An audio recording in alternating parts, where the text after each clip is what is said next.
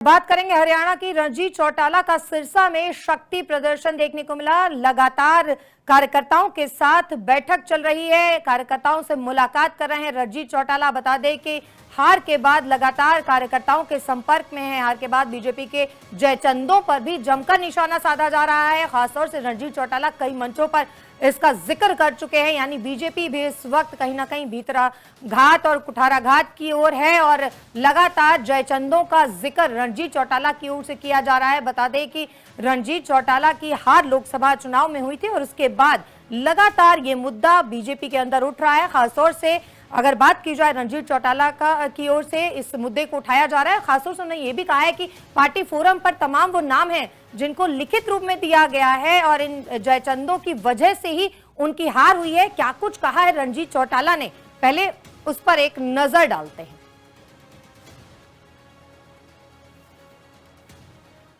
आज वर्कर्स की मीटिंग में आप देखें जगह ही नहीं है, 5000 से भी ज्यादा वर्कर्स इकट्ठा हुआ है और खाली एक टेलीफोनिक मैसेज था।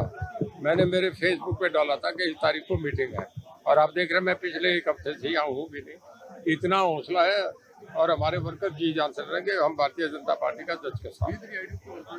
तो सब आज संकेत दिए गए हैं कि हिसार में हुआ जो हुआ, लेकिन अब रानिया से सिरसा जिले से 500 विधानसभा क्षेत्रों में उन पे बड़ी भूमिका निभाएंगे चौधरी रणजीत सिंह। बिल्कुल करूंगा जी, पार्टी ने मुझे इतना दिया है, मेरा जिला मैं जी जान से काम करूंगा, पार्टी के लिए करूंगा।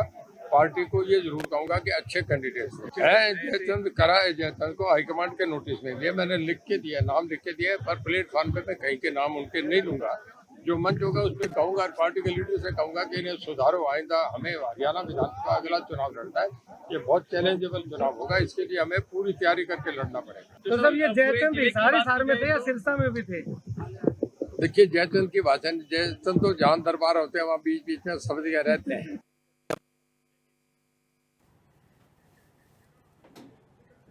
और इस खबर पर हमारे साथ जुड़ रहे हैं डीपी कौशिक, बीजेपी प्रवक्ता। बहुत स्वागत है डीपी कौशिक जी।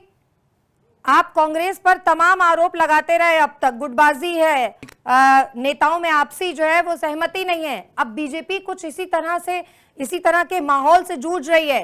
लगातार बीजेपी के अंदर जो जयचंद हैं, जयचंदों की चर्चा हो रही है, क्या कहेंगे? देखिए जयश्री, ये हमने जब विधानसभा वाइज हमने इसका सर्वेक्षण किया गया तो कई जगह पाया गया है कि कुछ जो लीडर असंतुष्ट थे या जो भी थोड़ी मोटी बात रही है उनकी तरफ से कोई प्रॉपर सहयोग नहीं मिल पाया। तो वो इन्वेस्टिगेशन पार्टी के अंदर चल रही है, ऐसा क्यों हुआ है, कारण क्या रहे हैं उसके पीछे। तो वो माननीय मुख्यमंत्री जो है और हमारा संगठन जो भी है उसका डिसीजन लेगा, इंक्वायरी चल रही है। तो जो रणजीत जी का जो सवाल है, जहाँ तक देखिए प्रॉब्लम तो कहीं कहीं थोड़ी मोटी रही है। जो लोकसभा चुनाव हम हारे हैं तो उसका रीजन यही है कि हमारे अंदर भीतरघात कुछ ना कुछ थोड़ी गड़बड़ हुई है, उसके लिए हम डिनाई नहीं कर रहे। ये गड़बड़ आपको भारी भी पड़ सकती है डीपी कौशिक जी, क्योंकि अभी तो 5 ही सीट हैं जो आपने हारी है लोकसभा में। पिछली बार 2019 के चुनावों में क्लीन स्वीप थी। अब विधानसभा चुनाव में कैसे जाएगी बीजेपी? जब इतना अंदर जो है भीतरघात होगा तो किस तरीके से बीजेपी लड़ेगी? उसका इन्वेस्टिगेशन चल रहा है संगठन के द्वारा और उन चीजों को हम जल्दी। कौशिक जी, बड़े नाम हैं, आम कार्यकर्ताओं की बात नहीं हो रही है, बड़े बड़े नाम हैं जो सामने आए हैं। आपको याद होगा रणजीत चौटाला का एक वीडियो भी वायरल हो रहा था, जो ऑडियो था जो वायरल हो रहा था, हालांकि उसकी पुष्टि नहीं हुई है, लेकिन कई बड़े नाम उसमें लिए गए थे। 4 संगठन का आगे कोई बड़ा नहीं होता, कोई छोटा नहीं होता। संगठन सबसे प्रमुख तो होता है और संगठन जो भी डिसीजन लेता है वो पार्टी हित में लिया जाता है। जी, बहुत शुक्रिया डीपी कौशिक जी हमसे बात करने के लिए। फिलहाल जो है कहीं ना कहीं गुटबाजी की बात की जाए या भीतर के जयचंदों की बात की जाए, बीजेपी के अंदर तमाम ये मुद्दे जो हैं लगातार उठ रहे हैं और खासतौर से रणजीत चौटाला की ओर से इन मुद्दों को उठाया जा रहा है।